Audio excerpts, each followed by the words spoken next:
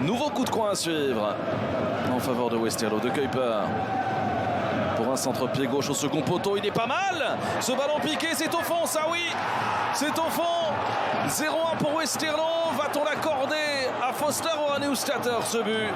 Je pense que le défenseur campinois est venu toucher ce ballon, mais ça confirme l'excellent début de match des hommes de Jonas de Roek qui ont clairement pris les choses en main.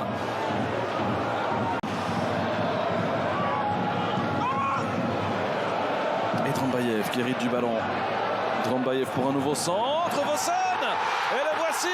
Le but égalisateur. Jere Vossen, je vous le disais. Dans ce début de deuxième période, on voyait la volonté des hommes de Bailey d'aller chercher ses couloirs, d'aller chercher ses centres avec. Tang. Abou Francis. Il écarte vers Siquet, le petit crochet. Ce ballon dans la profondeur vers Weda. Il efface Dylan Phillips. Et l'ouverture du score. L'ouverture du score. Là, il y a Zeweda qui vient climatiser. C'est le cas de le dire. La Diaz Arena. Des Brugeois qui étaient un petit peu en souffrance depuis le début de rencontre. Et là, l'ancien Messin, l'ancien Lensois. Va-t-il raviver la flamme de l'espoir ici à la Diaz Arena? C'est parti! Et il était parti du bon côté Warleson. Il a touché le ballon du bout des gants, le Brésilien. Mais un ballon qui file finalement au fond des filets brugeois. L'égalisation. L'égalisation signée Thierry Ambrose. Et le suspense s'est relancé ici. Devant reguider le néerlandais. On le sait, c'est un rock celui-là. Atanga trop court. Daland. Abou Francis. Dans la profondeur là vers avec Doman, ce ballon qui revient dans les pieds d'Odic. Et il l'avait dit Miran Muslik. Il comptait sur Dino Otic pour faire la différence, pour être le super sub, pour être le facteur X. De chaque côté, on manque un petit peu de justesse et on ne parvient pas toujours à profiter des espaces laissés par l'adversaire. Peut-être ici, avec la balle pour Deneuve, c'est goal!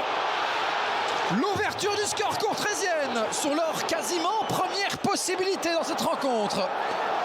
Dion Deneuve, juste après le cap de la demi-heure, les Courtrésiens en transition, ce que les Malinois ont quasiment tenté depuis le début de cette rencontre.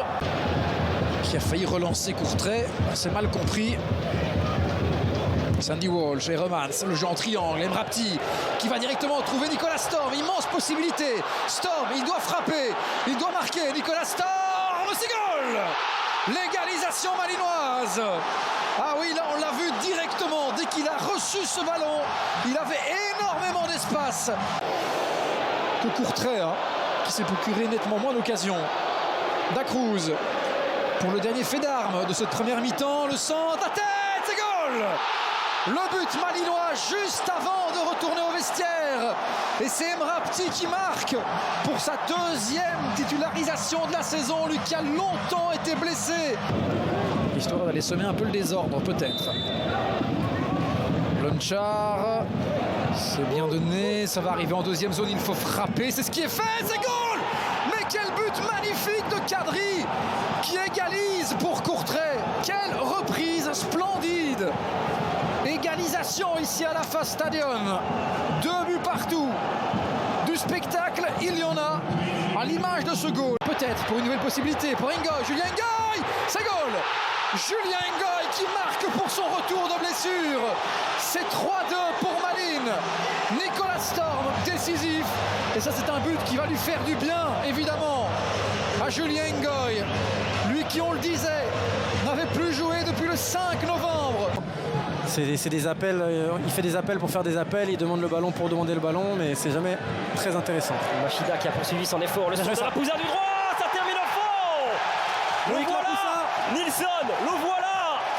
Quand on lui donne des ballons, sur ses qualités, on en parlait justement de sa puissance, de sa force, de sa qualité, entre le point de pénalty et le petit rectangle, ça fait toute la différence, mais quel ballon du droit.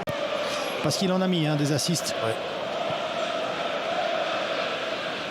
Quand on sait qu'il y a un des trois qui joue énormément, il faut abandonner un petit peu les autres. Attention l'appel là. Elle est belle cette balle, elle est superbe cette balle de Pacho. C'est Et Janssen, magnifique. Oh, c'est bien joué. Il y a hors-jeu. En tout cas, il y a hors-jeu de signaler. L'était-il vraiment? Si d'aventure ce ballon était revenu. Oh, Mais il y a de nouveau la glissade. Je dis, il a des problèmes de chaussures, Tchanak, c'est pas possible. En attendant, là, ça va peut-être donner une balle de but. À l'Antwerp, ce serait terrible, là, avec la possibilité pour Ekenunka. Bien joué. Et maintenant le relais, et ça va au fond. C'est terrible, ce but de Mouya. Mais à la base, qu'il change de chaussure, Tchanak. C'est au moins la 10e fois qu'il glisse. Encore fallait-il la mettre, parce que cette paire de balles, elle est à 65 mètres. Hein. Exactement, je disais juste attention au contre de l'Antwerp parce qu'ils sont bons. Mais compliqué, buté encore 0 arrêt. Et au niveau des clean sheets, elle est en avance. Elle est pas mal. Elle est pas mal. C'est goal, ça. Le voilà, tiens, le but qu'on attendait. Et c'est Alzate qui est arrivé sur une phase arrêtée. C'est pas anodin si le Standard marque sur un coup franc. Supporter de l'Antwerp qui applaudissent Balikwisha. Ouais. Alors que du Standard, Vermeeren dans la boîte. Elle est pas mal. Allez, c'est goal. C'est un autobut, ça. Ou c'est encore Janssen? Mais vous avez peut-être raison parce que il montre pas énormément sa joie. Oui, non, si c'est pas un autobut. En attendant, vous disiez les gestions des buts du Standard, mais voilà. Distance parcourue, c'est pas mal. Hein, ça corrobore aussi les chiffres qu'on vous proposait en avant-match. De là, il passe devant. Oh, bien fait. C'est goal, ça. On le sentait venir aussi, ce but. Ça risquait d'être un petit peu compliqué. Et Janssen qui soigne à nouveau ses statistiques. Lorsqu'on a vu Murillo qui est quasiment toujours libre sur son flanc. Murillo entre les jambes, pas mal pour Dreyer. Dreyer élimine Dich et ça finit au fond. But de Strookens, je pense. 0-1 pour Anderlecht. Oui, mais il a dit que ce serait compliqué. Hein, mais pourquoi pas. En attendant, Charleroi avec son entraîneur belge attaque avec Heymans qui passe à côté du ballon. Badji pour l'ouverture du score qu'il ne célèbre pas. Il se souvient de son passage ici. Mais quel but important et symbolique pour lui aussi. Oui, on parlait de son très bon début de match, il le conclut parfaitement parce qu'il a vraiment été intéressant jusqu'à présent. Je trouvais très très bien. Faites bien de donner la définition, Patrick.